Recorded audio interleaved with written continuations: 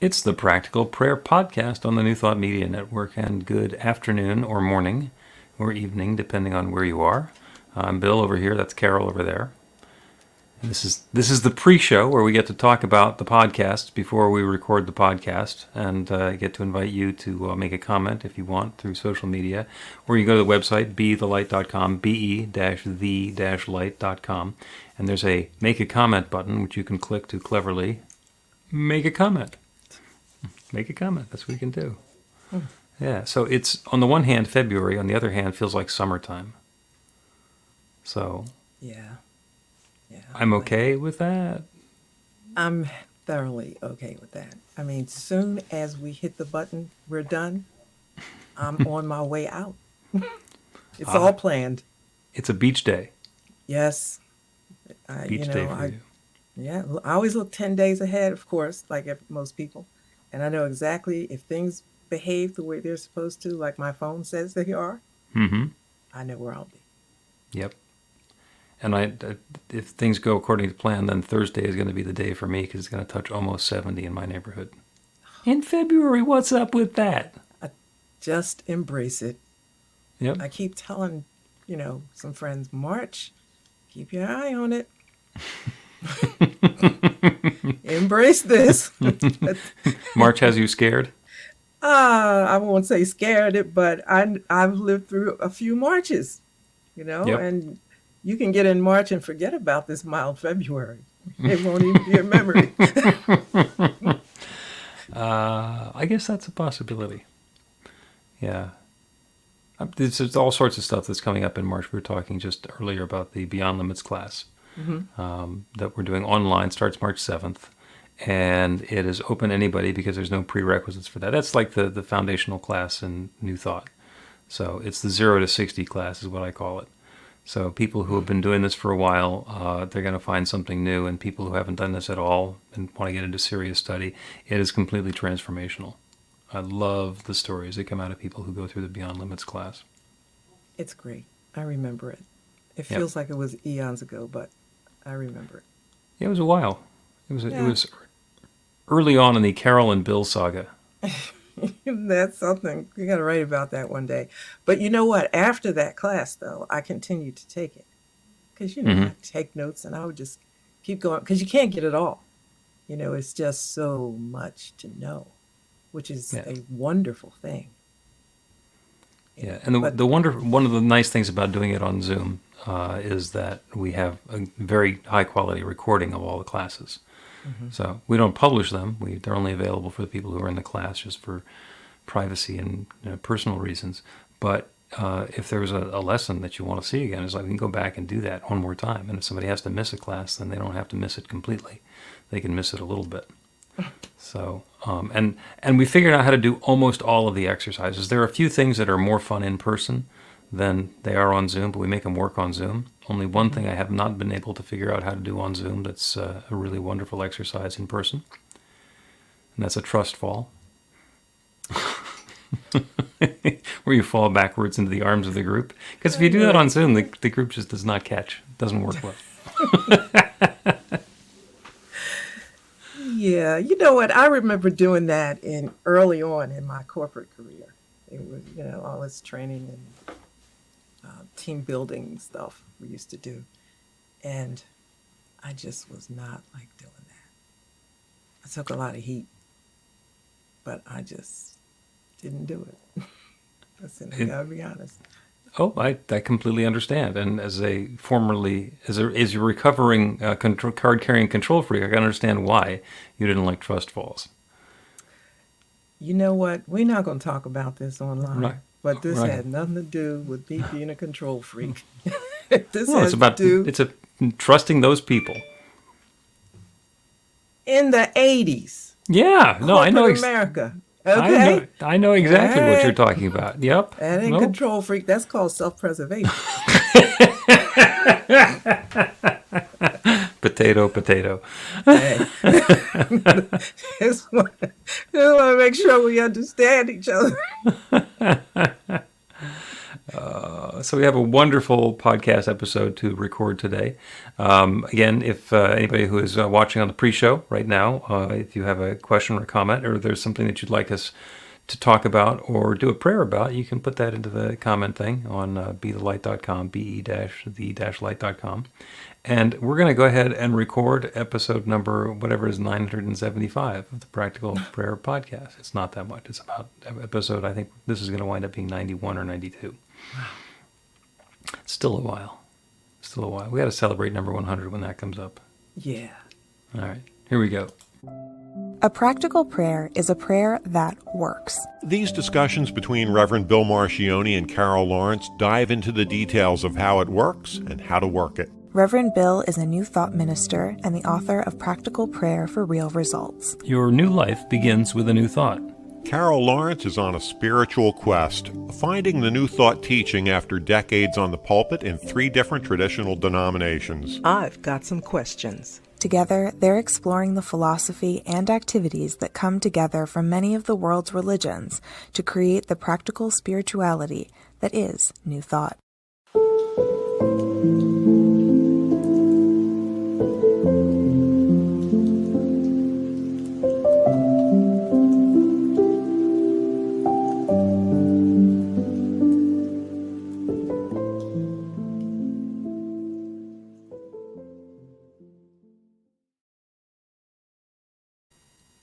Welcome to the Practical Prayer Podcast. I'm Carol. You're with Reverend Dr. Bill Marchiony. And you have queued up a wonderful conversation for the podcast today. Yeah. We're going to talk about karma. And I think it's a redux because I think we might have talked about karma once before, but it doesn't really make any difference because it's been long enough that we can revisit a subject, and the world has changed enough and we have changed enough that even if we did it before, it's going to be different again. And I don't think we can exhaust it. You know, none of it can we exhaust, but particularly this one, karma. Yeah. Yeah, and the notion of karma is that we're basically, the global one is that we're sent here to learn something. So as we're going through the cycle of repeating lives, the karma that we have is to take the next step in our spiritual advancement, and eventually we get finished with it and we go on to not either having to come back and incarnate as human again, or not getting to, depending on how you look at it. And in other traditions, it's much more about stuff that we did earlier in this life that is impacting, affecting, or controlling what's going on later in this life. Well, you introduced two kinds, or 2 categories maybe of karma. One, the big picture, kind of universal, eternal life karma thing. Right. And then the other, like in this life karma. And for the most part, I think, at least most of the people that I have come into contact with, they're pretty much concerned about in this life karma. But the other one, the global one, I want to do that, but I want to talk about, and that's really important, really is. We'll put that one in the parking lot for now. Yeah. And we will get back to it because I wrote it down. Once I write it, it's done. It is written. It is written. The Akashic Records or Carol's, doesn't matter. That's right. And but the in this life karma, and the thing that has come up so often is what I'm experiencing now is a result of some past transgression, which is usually the idea, that kind of realm that people stay in. It is a punishment. What's going on now, you think about it, if you're going through hard times, it's some past transgression, some, sin, bad stuff that I did that's coming on me now. It goes both ways, positive and negatively, but we only think about it for the most part when it's negative. Oh yeah, because we want to take credit when it's going right for us, and when things aren't going right, we want to find something else to blame it on. Is that what it is? Maybe. That's a piece of it. There's a tendency, especially in some religions, of letting a force outside of us be the arbiter of whatever's going on with our karma. So we did something and it was a sin in the eyes of the church or God or whoever we're going to say was judging us. and then the current unhappy lot that we're experiencing in life is that same external power punishing us because of what we did previously. And it includes the middleman. There's got to be some power outside of ourselves that's deciding what it is that we get or what it is that what we deserve. And then we have to deal with that, being like low on the totem pole over here. And in another way of looking at it is the phrase, what goes around comes around. So if I'm going through my life lying and cheating and basically being unreliable, then it is not surprising, because that's the vibration of attraction that I am setting up for myself. When I activate the law of attraction, what's going to come into my life is other people who act and behave the same way, and then I will wind up being victimized by them just because I have a belief that people can and sometimes ought to be victimized by people like that, even if it was my former self. And you have actually even broadened it even more with those comments, because I was thinking of just the one person like me and what I might have did. Now, this is not me. I'm just saying an example. A person, a generic person. Yeah. So what I did is coming back on me, and, whether it's outside saying, well, this is the measure of what you did based on that. But I simplify it by saying cause and effect, which is the same thing. Yeah. The law of attraction, that is incredibly interesting, but can we just hold it for a second? Okay. The parking lot's going to fill up, but we'll hold that for a little while. Okay. But this same episode, though, don't let it go. All right. So the cause and effect thing is, this today is the effect of the cause set in motion at some point in my past, not past life, right now, in this particular life. And whether it's the last 10 years or 5 or 20, whatever it might be.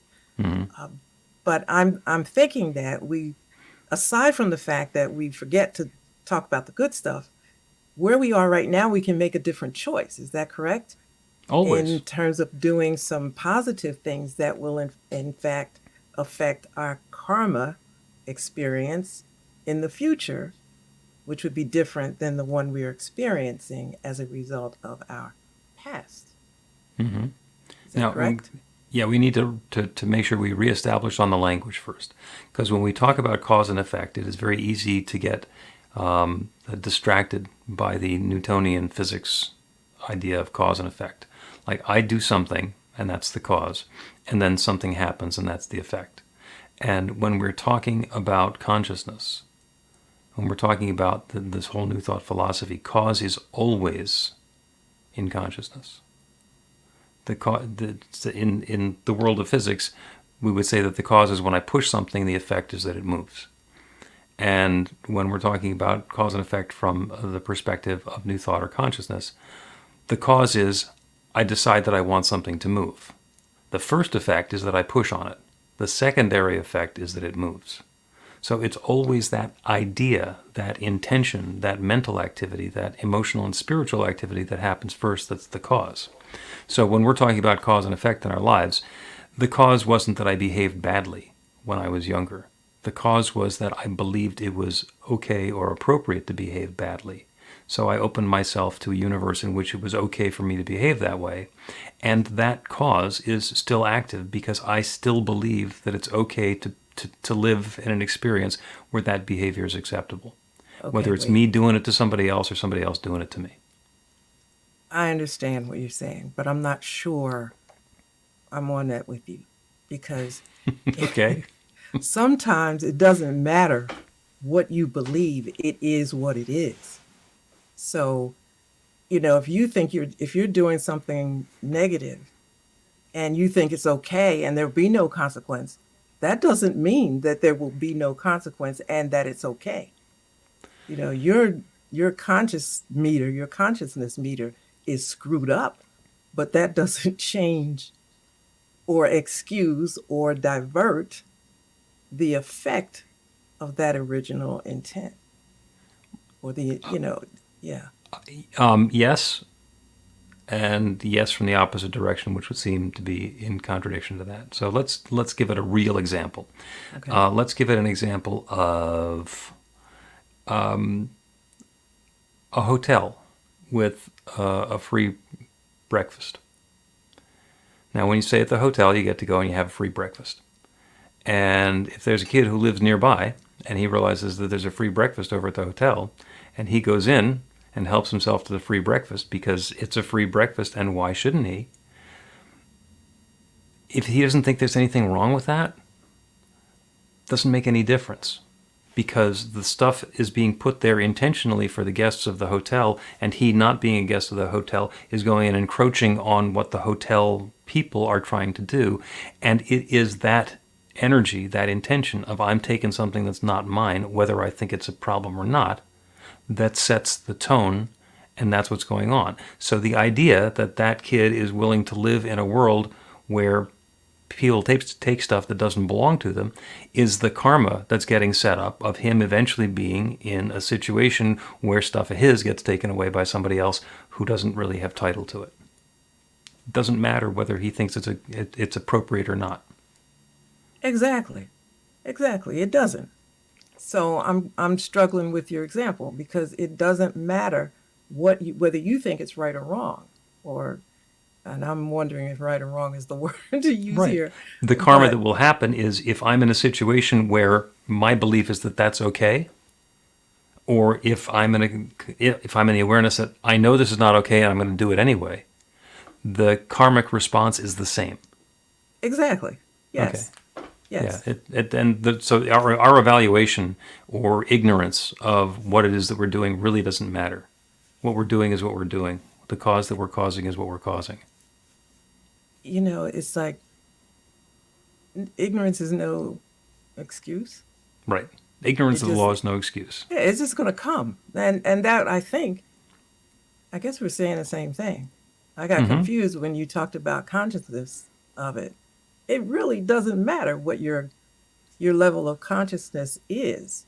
Your judgment or evaluation of the issue is, the action is going to elicit a particular response, regardless of how you evaluate it. I agree, and I think perhaps where we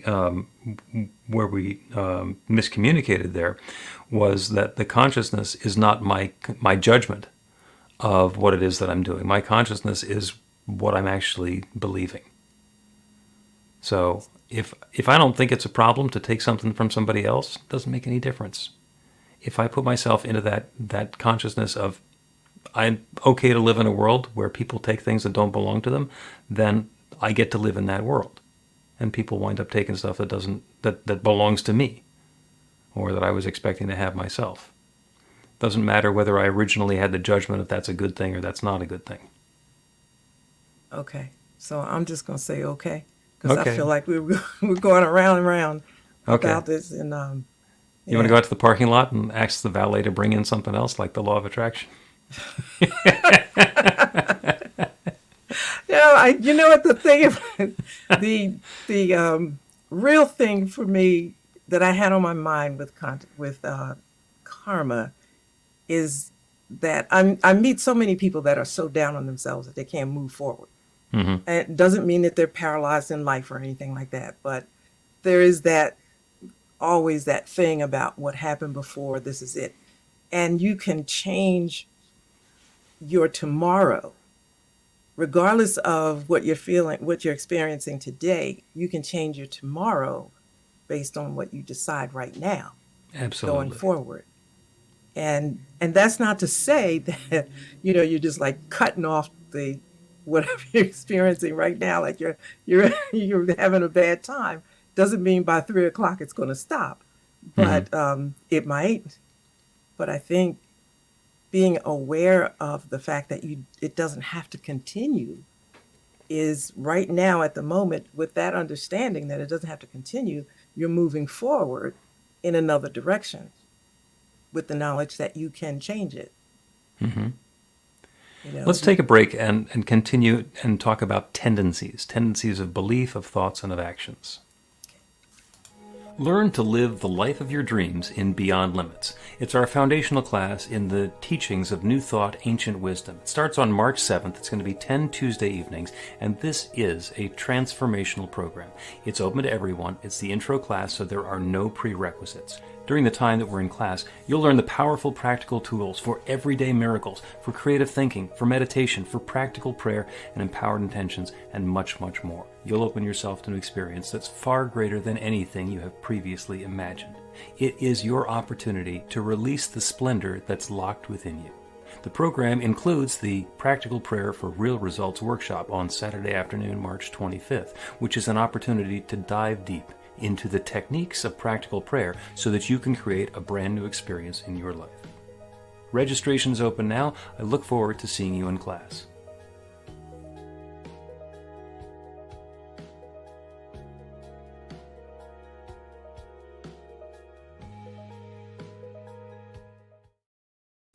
Welcome back to the Practical Prayer Podcast. I'm Carol, here with Reverend Dr. Bill Marchiony. We're talking about karma some more. And I promised that we would talk about the tendencies of our thinking. And when we're talking about karma, or what goes around comes around, or living out the effects of the causes that we put in motion, it, I think, is always a tendency of our thinking, or a tendency of our beliefs, or a tendency of our actions. So let's talk about habits. If I habitually do the same thing, and that's just the way that I do it, then I'm going to continue doing it. And if I decide to make a change, that I want things to be different, whether it has to do with substance abuse, or an addiction to shopping, or a tendency to eat foods that are not particularly healthy for me, the first thing that happens is I decide that I want to make a change. And it doesn't instantaneously change everything. I can say, I'm going to make a change in my body. And so I start eating a little more healthfully, and then I get the feeling of being a little more healthy, and I get some more exercise, and then that puts me in a position where I can eat better and even better and make better choices and exercise more and be more active and be more focused on that experience of physical well-being. And it is the tendency of doing that over time, of repeating that gets us to change the old bad sloppy habits. And I'm being very judgmental there. Lets us change what we had been doing into what we're going to be doing going forward. And we get to create new habits, and those are new tendencies in our thinking, to the point where people who have given up something a long time ago don't even miss it anymore. It's not part of their life, and they're no longer attracted to it. And I'm saying they because otherwise I'd be talking about me personally and like drinking diet soda, which I don't do anymore. Yeah, I agree with that. I mean, I'm vegetarian, and that happened in 1994. Mm-hmm. And you don't even think about it at this point. No. Like, yep, I'm vegetarian. Sometimes I'm sure when you think about it is when you get invited to a party and nobody else thought about it. And it's still okay because I've already decided, I already know how to live as a vegetarian. So right. I don't worry about people making special stuff for me, and I know how to live that way. Right. Go to a barbecue and have a salad. Exactly. Which is what I live on most of the time.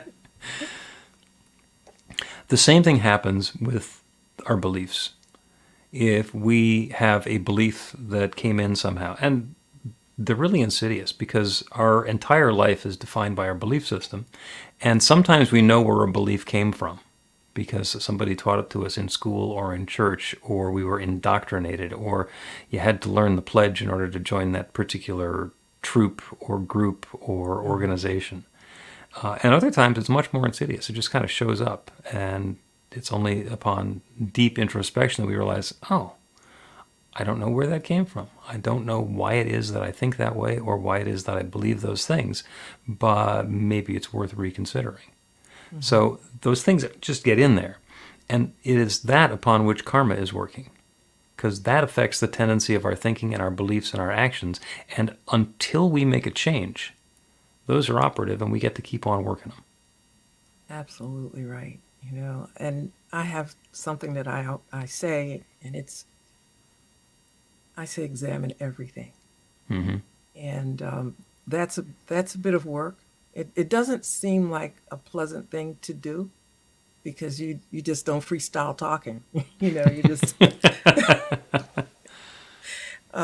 but it just requires like a nanosecond of thought before you say this. Mm-hmm. What am I saying? And how is it going to be received? Is it going to be received? Da, da, da. And after a while, you get accustomed to it, of doing that, but also having to do it less and less, because where it came from is going to start coming up, coming Yep. back to your memory. And not always sometimes funny, but not always pleasant. Right. But it depends on what you want. Yeah, and I don't think we ever lose what we had before. It goes into perspective. So, and I'll use myself as an example because I spent a good number of years being a zany morning radio personality, and really quick with a joke or a barb or something witty or cutting to say, and we used to refer to it sometimes as slash and burn humor. Very funny, very abrasive on other people. And I stopped doing it because it doesn't feel good. Stuff happens, and I still sometimes make those same very funny observations, but I do it in the quiet of my own mind, and I think, that's not going to get said out loud again. Yeah. Because it doesn't need to, although it's still in there. And I get to make that conscious decision. Do I want to say that, or do I not want to say that? And I always used to, but I always used to say it because it was funny. So that was the top of the list.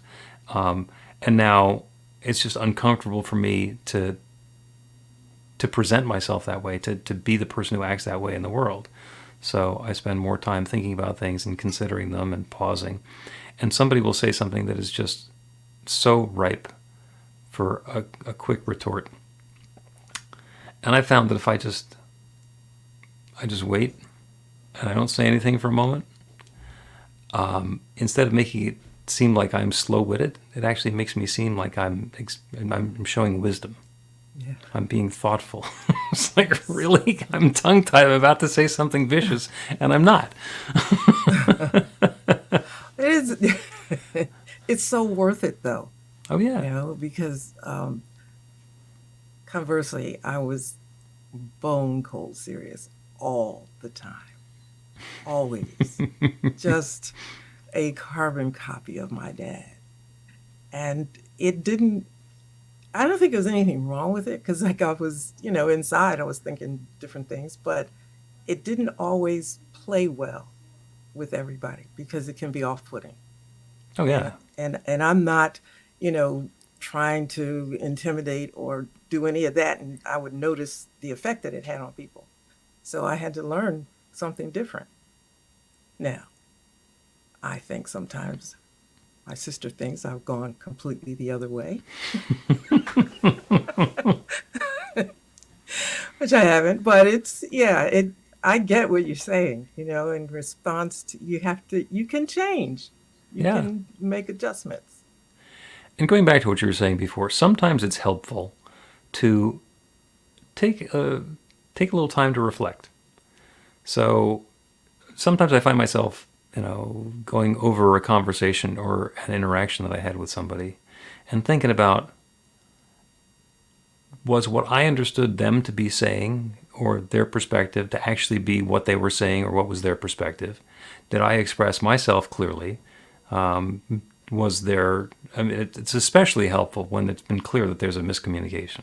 Like I said something and they reacted like I had said something completely different. Because what they're reacting to and what I said are just not the same. But that's what, communication happens in the mind of the person receiving the communication. Doesn't matter what I say, it's what you thought I said that really matters. And so sometimes I wind back over those in my mind, and most of the time it's to help myself to understand, how did I set that up? What was I bringing to that? And if I were to do it again or something similar to that again, how would I change it? And then I can use that to reshape the ways that I'm expressing myself or engaging with other people. It sometimes makes me second guess myself because people have a view of me that may or may not be accurate, but for me to understand what that perception is, like, Bill's saying something, he's going to be really serious, you better take him seriously. It's like, okay, I can't joke nearly as much as I'd like to.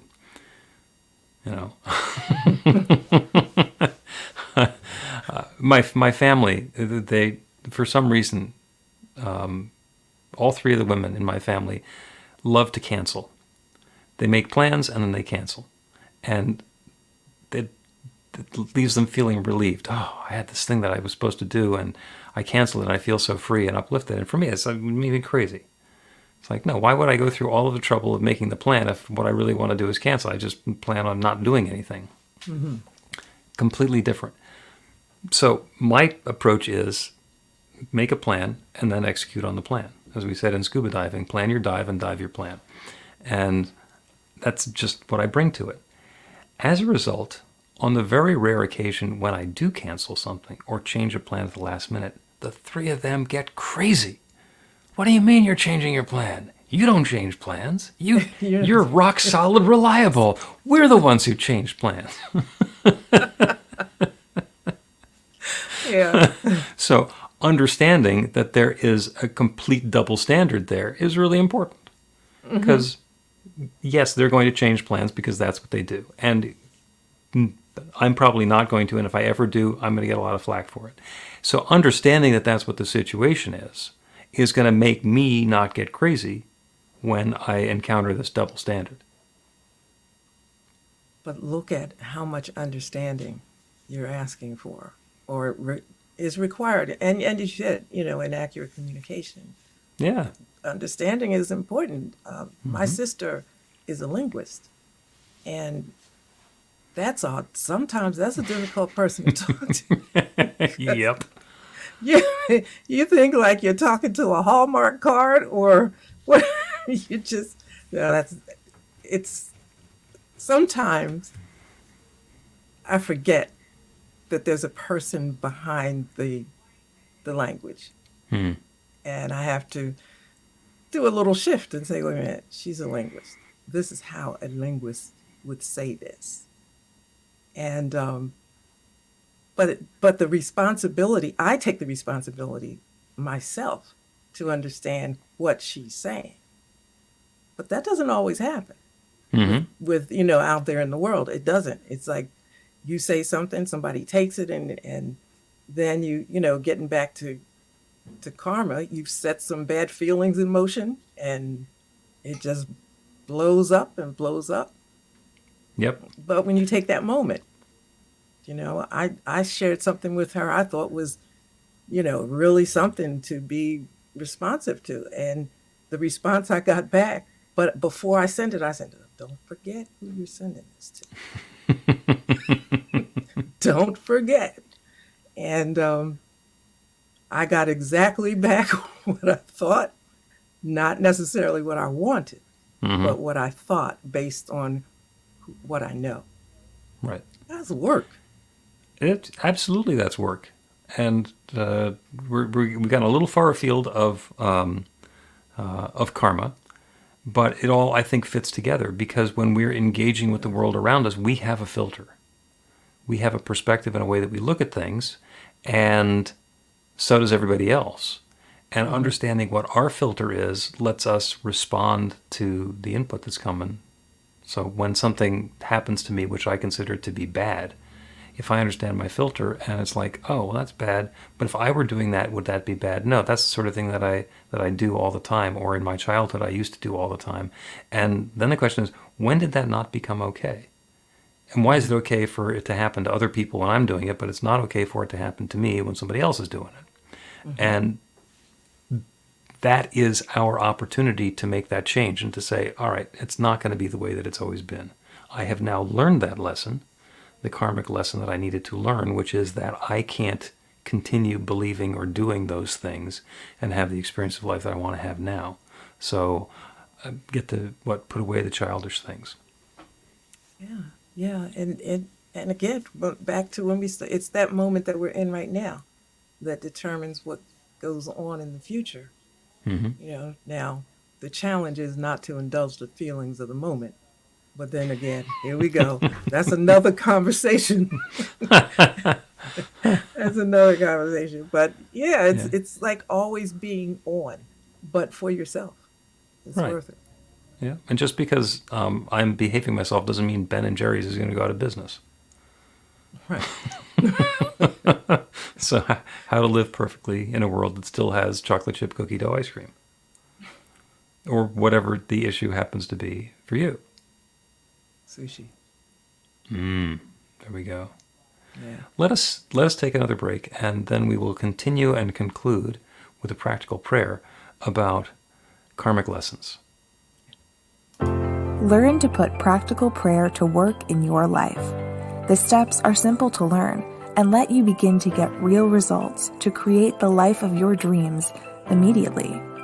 Reverend Bill Marchiony's widely acclaimed book, Practical Prayer for Real Results, gives you a clear summary of the New Thought principles behind practical prayer and the series of easy-to-understand steps found in the most effective prayers from religions and spiritual practices all over the world and throughout history. Practical prayer is not a replacement for your religion or practice. It's a technique to make the work you do in consciousness even more effective. The book includes 40 prayers on various topics that you can adapt as needed and use as your own. Practical Prayer for Real Results is available in paperback, Kindle, and audiobook on Amazon or at b-the-light.com.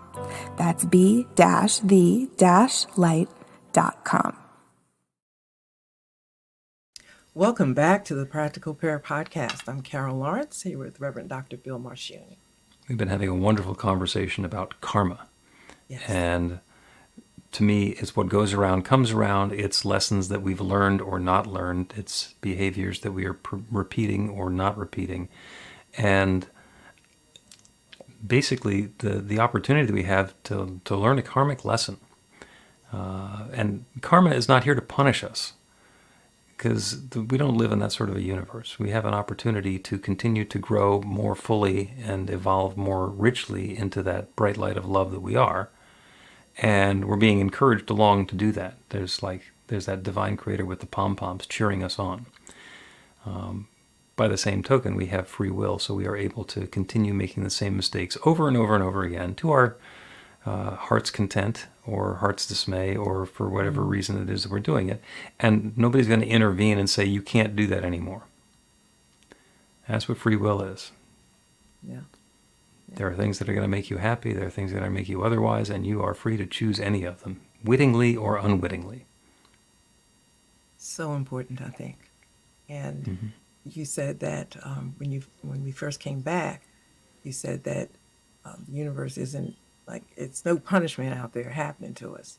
We can continue to do the same thing that brought about this particular moment or time or experience, and it will just continue to be that way unless you make a different decision, which we're free to do at any moment. Yep. But it's about, and I know this is going to, go into another one. So let me write this down. But it's about believing that you can make another choice that will actually bring about a different experience. Yeah. You know, believing that really can happen. And that's the free will part of it. So let's do a practical prayer on karmic lessons and our opportunity to take the input which has been provided by the life experience that we've had up until this moment, to let that inform us as to the next step, the next activity, the next experience that we are inviting. So as you're comfortable, go ahead and close your eyes so that we can stop paying attention to the details and the specifics that are going on around us and open ourselves up to the awareness of that infinite creative power, that divine love, that one creative source that shares itself as all of its creation. It's spirit, it's God, it's nature, it's the Big Bang, it's whatever it is that we want to call it. It is that from which everything flows. It is that one infinite intelligence that shares itself as all of its creation. That allness of creation includes me. It includes each one who is listening to this prayer. It includes all of the people and activities and experiences and events and to-do list items that surround us, that make up the manifest universe that we're part of. It is all that one taking form in its own particular and specific way. And being part of that one, being sourced as love itself, I know that there is good available in every moment, in every experience, and in every activity. And in the cases where that bright light of love is shining clearly, I invite it to shine even more brightly, even more clearly, even more wonderfully. And in circumstances where there seems to be a challenge or a difficulty or a disruption that is going on, what I invite in is awareness. For each of us in our own way, awareness of what we have been involved in, what our activities or beliefs or thoughts have been leading up into this experience that have invited that experience into our lives. There's no blame. There's no fault finding. It is simply an understanding of what brought us to where we are now and the opportunity to choose something different. If there's an experience that we have found not to our liking, we are free to change the belief and the activities and the habitual experiences that we have that have led to that and choose something different. And we are equally free to continue doing what we've been doing and continue having the experience that we've been having. There is no judgment, there is no blame, there is no requirement. There is simply possibility. So what I'm inviting now is that insight, that guidance, that aha moment, that understanding and clarity about exactly the next perfect steps to take to allow this shift to happen, to allow the experience that we desire to show up in our experience in a richer and fuller and sweeter and more joyous way. The wonderful part is that there is nothing that stands in the way of this. There is no power that opposes that infinite creative power that creates everything. We're part of it. So it is operative now. This good is available now. And to the degree that we are open to it, that we embrace it, that we allow it, that we invite it, it fills our experience in these wonderful new ways. And I'm grateful for it. I'm grateful for the good that's coming about. I'm grateful for the awareness of this creative process.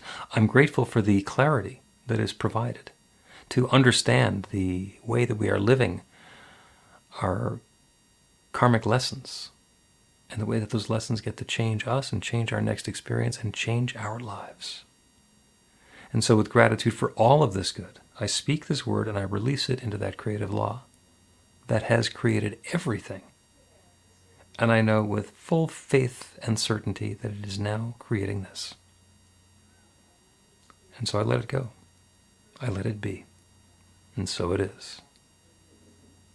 The Practical Prayer Podcast with Reverend Bill Marchiony and Carol Lawrence is a production of BeTheLight.com. be-the-light.com. Where you can find more information about practical prayer for real results. Our theme is by Music of Wisdom.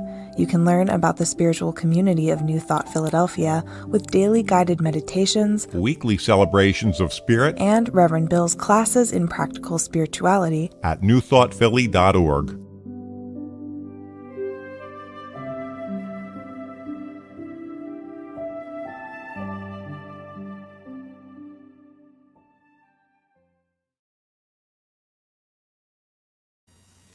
That is today's Practical Prayer Podcast on New Thought Media Network. Yeah, Wow. I like this discussion. That was fun. What a simple and powerful prompt. Let's talk about karma. Listen, you you say things like simple and fun, and that's because you've been in this, like a long time. I am taking everything. This is me, though, right? This is you. I'm cold-blooded serious about this. I'm looking at every point and fixing and making points agree and looking at where they disagree. Sometimes I miss the fun, right? But it's fun to me. No, that's I what you guess, do. 'cause that's And I got to imagine that the same thing is going on for both of us. That you're going through New Thought and like instinctively comparing it to all the stuff that you either were told to believe or you told other people to believe or you actually believed along the way. And so you've got the before story and then the current story, and you're like cross-filing the little card catalog in the same way that somebody says something and I see how outrageous that is and how easy it would be to make fun of them and skewer them, and there's something really funny to say, and then in the same, it's not even, it doesn't happen sequentially, it happens in parallel at the same time. It's like, yeah, I'm not that guy. So interesting, funny, vicious thought, not going to say it like I used to, and just noticing where that before and after picture is, because I used to open my mouth and now I just open my heart. Exactly. Great analogy. It is like that. Not always. It's not always difficult though. It's because being on the new thought side of interpretation, it is a much more gentle life, a much more gentle way of experiencing life. I should put it that way. So when you're in that space of gentleness and peace, I think that you can see more clearly, more openly, more things. There's less opposition and judgment attached to the opposition. And you get to peel back layers without fear, that something is going to happen to you just because you dared to think it. So yeah. Well, I mean, we don't have somebody with the horns and a pitchfork that's chasing after us. So that makes me a little calmer. yeah. And then there's people like me who were on the other side. That's not really the right way to say it, but thinking like, this don't make no sense anyhow. So how in the world is this going to? There is, we're talking about the devil, right? Just for a second. Mm-hmm. Okay, so on the other side, you said there is a devil. All right, there is. This thing does not make sense. This whole thing doesn't make sense. But since it is, I'm going to try to make it make sense. But this makes no sense. So I come to New Thought, and it's like, you know what? I knew that thing didn't make no sense in the beginning. So, yeah. Yeah, well, we've talked about that a little bit, and it has some utility, some value. I don't need a devil. I don't need to be threatened about what's going to happen to me, what the devil gets me if I do something wrong, because I'm not going to do that anyway. But if there's somebody out there, and the reason that they're not going into a shopping mall with a machete is because the devil is going to get them, it's like, God bless the devil. Keep that guy and his machete out of the shopping mall. Yeah, and I guess I have to learn to allow that, because I'm thinking, come on now, let's just be honest here. This is you and that machine. There's no playing games. But then that's Carl Lawrence is my father's name. So that's the Carl Lawrence that comes up. Come on. Right. Come on. We're not going down this road. Let's just understand what this is. But, right. You don't always have time for that. and then, again, sometimes why not allow people to have their beliefs? People are going to have their beliefs whether I allow it or not. So I'm going to try and keep the perspective that their belief is serving them. And whenever it stops, that they'll be willing to let go and move on to something different. That's actually the biggest challenge. That's like, new thought is not something that's invented that's new. It's about having a new thought. And there is a tremendous resistance to having a new thought, because we have to let go of all the things that we used to thought. Yeah. And whether maybe we don't have to let go of them, we have to be willing to let go of them. Let me give you a real recent example. I was talking to somebody who has been with me in this as I share my new thought journey. And they are just totally in it. So I was telling them about an experience, and up jumped the devil. And they explained this thing perfectly, seamlessly, from the perspective of there being a devil. And I'm thinking, what? We've been through this. We've talked about this. You've understood this. What is this? And I had to be careful. Stay with the subject. Let the person say it the way they want to. And I gently, just put a little thing in there about it. I said, but it was okay. Mm-hmm. And I thought, wow, that belief went way deeper than I even thought, because we dug and dug on that. But it was still there at the first instance where it wouldn't make sense for them. And I got to tell you, that was a moment for me.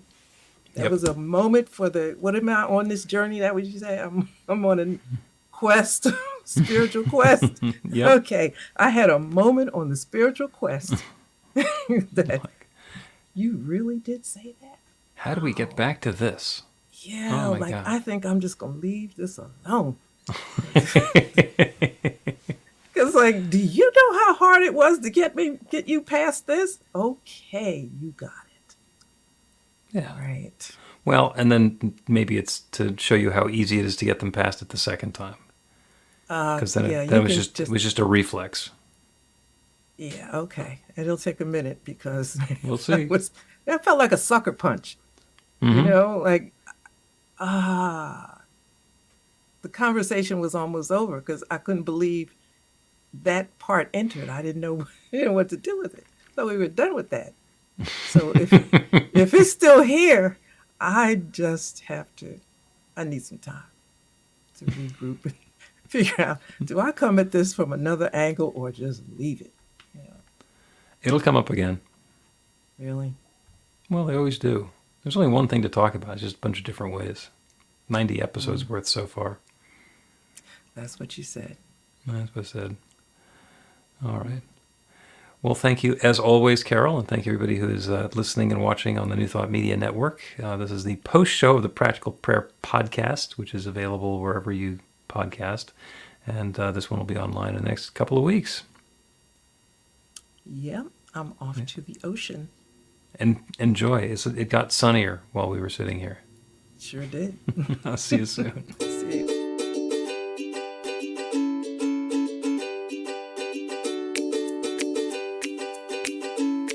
Thank you, Center for Spiritual Living Denver, for your continued support. Thank you, Center for Spiritual Living Midtown Atlanta, for your monthly contribution. Thank you, Center for Spiritual Living North Jersey, for your monthly contribution. And please help us welcome Om Center for Spiritual Living in La Mesa, California. Thank you for your monthly donation. Thank you, Center for Spiritual Living Seattle, for your most generous donation. And a special thanks to Hefferlin Foundation for your generous technology grant.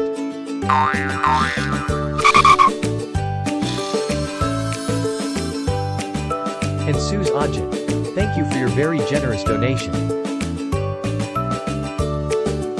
And a super special thank you to Dr. Tracy Brown, RSCP. Thanks for being a super donor. And a big shout out to all our committed donors.